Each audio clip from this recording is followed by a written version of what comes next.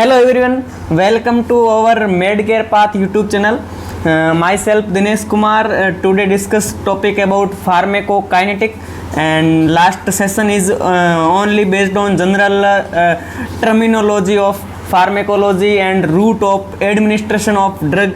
और अब फार्मेकोकाइनेटिक क्या चीज़ होती है और उसके अंदर अपन किस चीज़ को देखते हैं, तो वो अपन इसके अंदर इस वीडियो के अंदर कम्प्लीटली उसको डिस्कस करने वाले हैं। तो अपन सबसे पहले फार्मेकोकाइनेटिक का मतलब क्या होता है उसको अपन रिवाइज कर लेते हैं, क्योंकि पिछली क्लास में अपन ने देखा था कि फार्मेकोलॉजी वर्ड का मतलब क्या होता है, उसके बाद में फार्मेकोलॉजी की कितनी ब्रांचेज हैं, और उसके बाद में अपन ने उसमें देखा था फार्मेकोकाइनेटिक से या फिर फार्मेकोलॉजी से रिलेटेड जितनी भी टर्मिनोलॉजी थी या फिर जितनी भी उनकी ब्रांचेज की टर्मिनोलॉजी थी वो अपन ने वहाँ पे पूरी तरीके से अच्छे से समझ लिए हैं। और उसके बाद में अपन ने रूट्स भी, तो अपन ने रूट भी अपन ने देख लिए थे, जितने भी रूट थे वो अपन ने देख लिए थे ड्रग एडमिनिस्ट्रेशन के। तो उसके बाद अपन शुरू करने जा रहे हैं फार्मेकोलॉजी की एक फार्मेकोकाइनेटिक नाम की ब्रांच होती है। तो फार्मेकोकाइनेटिक, काइनेटिक का मतलब मैंने पिछले वाली क्लास में बताया था कि मूवमेंट होता है। क्या होता है? मूवमेंट होता है। और इसके अंदर अपन 4 चीज़ों पे डील करेंगे। सबसे पहली चीज़ है एब्जॉर्प्शन, किस प्रकार से ड्रग का एब्जॉर्प्शन होगा, और एब्जॉर्प्शन के बाद में किस टाइप से ड्रग डिस्ट्रीब्यूट होगी अपनी बॉडी के अंदर, और उसके बाद में उसका मेटाबॉलिज्म किस टाइप से होगा और उसका एक्सक्रीशन किस टाइप से होगा। तो सबसे पहले अपन इसमें देख रहे हैं कि deal with absorption, distribution, metabolism and excretion of drug. ठीक है। उसके बाद में इसके अंदर अपन मेनली स्टडी करें स्टडी ऑफ ड्रग मूवमेंट, मतलब किस प्रकार से ड्रग का मूवमेंट हो रहा है अपनी बॉडी के अंदर, वो अपन इस फार्मेकोकाइनेटिक के अंदर जानने वाले हैं या फिर देखने वाले हैं। तो इसके अंदर सबसे पहली प्रोसेस होती है वो होती है एब्जॉर्प्शन। क्या होती है एब्जॉर्प्शन? एब्जॉर्प्शन क्या है? फार्मेकोकाइनेटिक का फर्स्ट स्टेप है। ठीक है।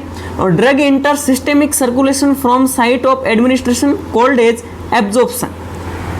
अब इसका मतलब क्या है कि जो अपनी ड्रग है, क्या है, जो अपनी जो ड्रग है वो यदि सिस्टेमिक सर्कुलेशन तक पहुंच जाती है साइट से, मतलब मान लो ये अपनी साइट थी जहाँ पे अपन को ड्रग एडमिनिस्टर करनी थी, अपन ने यहाँ पे ड्रग एडमिनिस्टर कर दी, उसके बाद में वो चली गई सिस्टेमिक सर्कुलेशन के अंदर,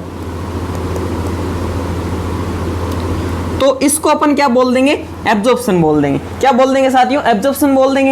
एब्जॉर्प्शन को अपन यदि फ्लो चार्ट के रूप में देखें तो सबसे पहले ड्रग होगी और उसके बाद में उसका डिसइंफेक्शन, मतलब जो अपन साइट होगी उसको अपन स्वेब के थ्रू डिसइंफेक्टेड करेंगे ताकि कोई इन्फेक्शन होने के कोई चांसेस ना बने। उसके बाद में ड्रग होगा, उसके बाद में उसका डिसइंफेक्शन होगा, उसके बाद में डिजोल्यूशन हो जाएगा किसके अंदर? अपनी जितनी बॉडी के पार्ट्स के अंदर या फिर बॉडी की जिस साइड के अंदर अपन वो ड्रग इंसर्ट कर रहे हैं वहां पे। उसके बाद में फैक्टर अफेक्टिंग ऑफ एब्जॉर्प्शन, मतलब कौन कौन से फैक्टर है जिनके ऊपर अफेक्ट या फिर जिनके ऊपर ये डिपेंड करती है, क्या? एब्जॉर्प्शन की रेट डिपेंड करती है। तो पार्टिकल साइज यदि ज़्यादा हो रहा है तो उसका एब्जॉर्प्शन कम होगा। ऑब्वियसली सही बात है, यदि किसी भी ड्रग या फिर वो थिक है तो उसका एब्जॉर्प्शन कम होगा। कम क्यों होगा? क्योंकि इसके पार्टिकल्स हैं, उनकी जो मोटाई है या फिर उनकी जितनी भी लेंथ है या फिर उनकी जितनी भी अपन उसका सरफेस एरिया देखें तो वो ज़्यादा है। अब ज़्यादा सरफेस एरिया की इतनी बड़ी ड्रग की तुलना में ये छोटे वाली ड्रग का एब्जॉर्प्शन होना क्या है? ईजीली हो जाएगी, क्योंकि इसकी साइज छोटी है, उसके पार्टिकल्स भी छोटे होंगे। उसके बाद में डिजोल्यूशन और डिसइंटीग्रेशन टाइम। आप सबको डिजोल्यूशन का मतलब पता है कि उसके अंदर किस प्रकार से वो क्या होगी? मिक्सअप होगी बॉडी फ्लूइड के अंदर या फिर सिस्टेमिक सर्कुलेशन के अंदर। डिसइंटीग्रेशन का मतलब होता है कि कोई भी अपन टेबलेट ले रहे हैं, क्या ले रहे हैं? टेबलेट का यदि लार्ज मॉलिक्यूल ले रहे हैं तो वो पहले स्मॉल मॉलिक्यूल में क्या होगा? चेंज होगा। स्मॉल मॉलिक्यूल में चेंज होने के बाद में क्या होगा? एब्जॉर्ब होगा।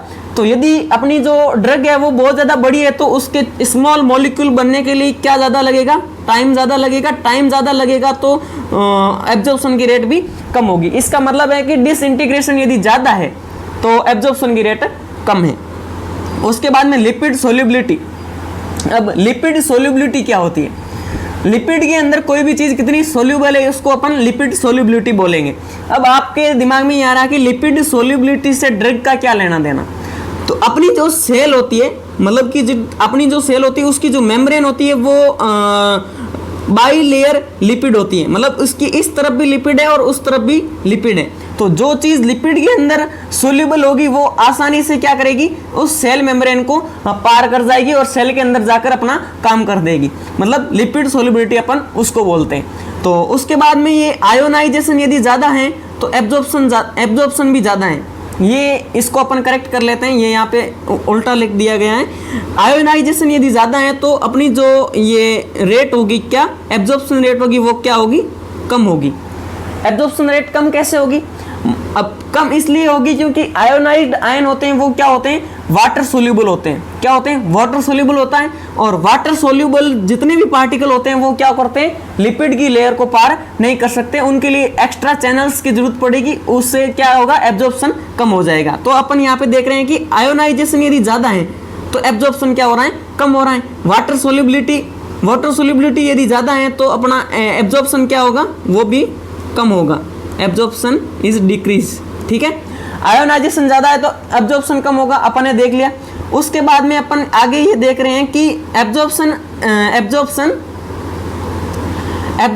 Is perform in same drug medium to same body medium. इसका मतलब क्या होता है, मान लो अपन कोई भी ड्रग है वो एसिडिक है, क्या है, एसिडिक। मान लो एसिडिक ड्रग है तो वो एसिडिक ड्रग किसके अंदर काम करेगी, अपनी बॉडी के अंदर जो एसिडिक मीडियम है उसी के अंदर क्या होगी, काम करेगी, work in body acidic medium.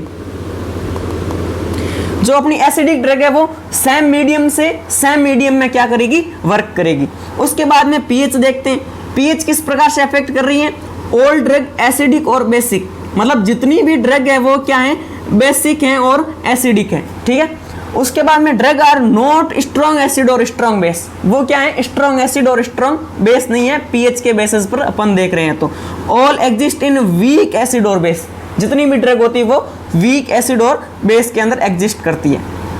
उसके बाद में अपन एसिड और बेस का जो कॉन्सेप्ट है उसको अपन एग्जांपल के थ्रू समझते हैं। जो अपनी एस्पिरिन है, क्या है, एस्पिरिन, उसकी पीएच है 5 पीएच है। ठीक है, अब आयोनाइजेशन का एक हेंडरसन फॉर्मूला है, हेंडरसन, जो अपन को क्या रिलेट करके बताएगा, पीएच से आयोनाइजेशन रिलेट कर पाएगी और पीएच से आयोनाइजेशन अपन को पता चल जाएगा तो अपन उस ड्रग की क्या देख लेंगे, सोल्यूबिलिटी देख लेंगे, किसके अंदर, अपनी बॉडी की सेल्स के अंदर। यदि आयोनाइज्ड है तो वो सेल के अंदर नहीं जाएगी, यदि नॉन आयोनाइज्ड है तो वो बॉडी के अंदर या फिर सेल्स के अंदर, सेल्स की जो मेम्ब्रेन होती है उसको आसानी से पार कर पाएगी, यानी कि इजीली पार कर पाएगी। ठीक है, तो सबसे अपन पहले यहाँ पे प्रोडक्ट की जो अपना वीक एसिड है उसको अपन लिख देंगे, फिर अपन उनको दो भागों में तोड़ देंगे, कैटायन और एनायन के रूप में। उसके बाद में कंसंट्रेशन के इक्वल में लिख रहे हैं कि अपना जो सबस्ट्रेट है उसकी कंसंट्रेशन अपॉन किसकी कंसंट्रेशन, प्रोडक्ट की कंसंट्रेशन। तो उसके थ्रू अपन को इक्वेशन मिल जाती है एक कंसंट्रेशन की, एक इस तरीके से। उसके बाद में अपन पीएच को अपन क्या लिखते हैं, पी के माइनस लोग उसकी सबस्ट्रेट की जो कंसंट्रेशन होगी उसको, और उसके नीचे लिखेंगे अपन किसकी, प्रोडक्ट की जो कंसंट्रेशन होती है वो। ये मान लो 50 है और ये भी 50 है, कौन सी, ये ड्रग की जो एसिडिक वीक एसिड ड्रग है वो भी 50% है, मतलब उसकी जो कंसंट्रेशन है वो क्या है, 50% है, और पीएच है वो भी, पीएच और ये इनका भी ये 50% का है। तो इनको अपन क्या करेंगे, जब इनकी जो कैलकुलेशन है वो करेंगे तो अपने पास एक यूनिट आएगी। कितनी यूनिट आएगी, एक यूनिट आएगी, मतलब कि एक चेंज करेंगे पीएच के अंदर। यदि पीएच के अंदर एक यूनिट का चेंज होता है तो आयोनाइजेशन के अंदर 10 गुना चेंज होता है। क्या होता है, 10 गुना ज्यादा चेंज होता है। मतलब कि किसी भी चीज की पीएच के अंदर अपन एक यूनिट का चेंज लाते हैं तो 10 गुना उसके आयोनाइजेशन के अंदर क्या आ जाता है, चेंजमेंट आ जाता है, मतलब वो आयोनाइज्ड ज्यादा है। तो आयोनाइज्ड ज्यादा है तो वो इस तरीके से अपन, ये फैक्टर होता है पीएच का जो भी अफेक्ट करता है उसको अपन इस इक्वेशन के थ्रू देख सकते हैं। उसके बाद में route of drug administration, different drug है डिफरेंट रूट, अलग अलग ड्रग होती है जो अलग अलग रूट से अपने बॉडी के अंदर इंजेक्ट की जाती है। ओरल के थ्रू टेबलेट और कैप्सूल दिए जाएंगे, सबलिंगुअल नाइट्रोग्लिसरीन जो टेबलेट होती है जो सीएडी वगैरह में देते हैं वो, इंट्रावेनसली फ्लूइड और इंजेक्शन दिए जाएंगे, इंट्रामस्कुलर इंजेक्शन दिए जाएंगे, सबकुटेनियस इंसुलिन दिया जाता है, इंसुलिन की जो सीरीज होती है वो सबकुटेनियस दी जाती है। टॉपिकल क्रीम और ऑइंटमेंट, इनहेलेशन, इनहेलर और नेबुलाइजर। उसके बाद में कंसंट्रेशन जितनी ज्यादा होगी एब्जॉर्प्शन जितना ज्यादा होगा। इसका मतलब क्या है, मान लो ये बॉडी साइड है, यहाँ पे अपन ने ड्रग बहुत ज्यादा रखी है तो उसका एब्जॉर्प्शन भी अंदर बॉडी के अंदर क्या होगा, बहुत ज्यादा होगा, क्योंकि वो ड्रग बहुत ज्यादा है तो उसका एब्जॉर्प्शन भी बहुत ज्यादा होगा। उसके बाद में पेशेंट की कंडीशन, पेशेंट की कंडीशन भी उसके ऊपर निर्भर करता है कि अपन किस प्रकार से वो ड्रग को रिसीव कर पा रहा है। यदि कोई कोमा का पेशेंट है तो वो ओरली रिसीव नहीं कर पाएगा, तो उसके कंडीशन पे भी इफेक्ट पड़ता है किसका, ड्रग एडमिनिस्ट्रेशन का या फिर एब्जॉर्प्शन का। उसके बाद में एब्जॉर्प्शन को डिफाइन करने के लिए दो फैक्टर है अपने पास। पहला फैक्टर कौन सा है, बायो अवेलेबिलिटी। बायो अवेलेबिलिटी क्या चीज होती है, बायो अवेलेबिलिटी का मतलब होता है कि it is the rate and extent of drug reaching into systemic circulation unchanged from cold bio availability. मतलब एक सिस्टेमिक सर्कुलेशन के अंदर, इसका मतलब क्या है, सिस्टेमिक सर्कुलेशन के अंदर कोई भी ड्रग है वो कितनी पहुंच पा रही है, कोई भी ड्रग है वो सिस्टेमिक सर्कुलेशन के अंदर कितनी पहुंच पा रही है, उसको अपन क्या बोलेंगे, बायो अवेलेबिलिटी। मतलब कि बायो के अंदर कितनी अवेलेबिलिटी है किसी की ड्रग की, ठीक है। और बायो अवेलेबिलिटी दो टाइप पे डिपेंड करती है, वो क्या है, प्री सिस्टेमेटिक मेटाबॉलिज्म और absorption of drug. Absorption of drug और प्री सिस्टेमिक मेटाबॉलिज्म पर क्या करता है, बायो अवेलेबिलिटी है वो डिपेंड करती है। It decide the dose and doses frequency of the drug. अपन को बायो अवेलेबिलिटी ज्यादा चाहिए तो अपन उस टेबलेट की या फिर उस ड्रग की कंसंट्रेशन ज्यादा रखेंगे ताकि वो बायो अवेलेबिलिटी अपन को 100% रिसीव हो पाए। उसके बाद में rate of absorption, rate of absorption, कितनी रेट एब्जॉर्ब कर पा रहा है वो अपन इस एब्जॉर्प्शन को डिफाइन करने के दो फैक्टर हैं। फैक्टर अफेक्टिंग अपन ने देख ली, पीएच वगैरह होते हैं, रूट और ये ऊपर की तरफ अपन ने लिपिड सोल्युबिलिटी देखा, डिसोल्यूशन और डिसइंटीग्रेशन टाइम देखा, पार्टिकल साइज देख लिया। अब अपन आते हैं अगला जो अपना जो फैक्टर है वो क्या है, डिस्ट्रीब्यूशन। क्या है, डिस्ट्रीब्यूशन। डिस्ट्रीब्यूशन क्या है, first distributed in major perfused organ then minor perfused organ. मतलब सबसे पहले जो ड्रग है वो मेजर डिफ्यूज्ड ऑर्गन के अंदर जाएगी, उसके बाद में किस में जाएगी, माइनर ऑर्गन के अंदर जाएगी। Factor affecting of distribution, distribution को कौन कौन से फैक्टर है जो अफेक्ट कर पा रहे हैं। सबसे पहले अपन लिपिड सोल्युबिलिटी देखेंगे। अपन ने उसके अंदर लिपिड सोल्युबिलिटी देखी थी कि यदि कोई ड्रग लिपिड के अंदर का लिपिड सोल्यूबल है तो वो सेल मेम्ब्रेन को आसानी से क्या कर पाएगी, क्रॉस कर पाएगी, क्योंकि अपनी जो सेल मेम्ब्रेन है वो लिपिड सोल्यूबल के लिए लविंग है। मतलब उसको वो पार करने के लिए कोई एनर्जी या फिर एक्स्ट्रा एनर्जी की कोई जरूरत नहीं पड़ेगी।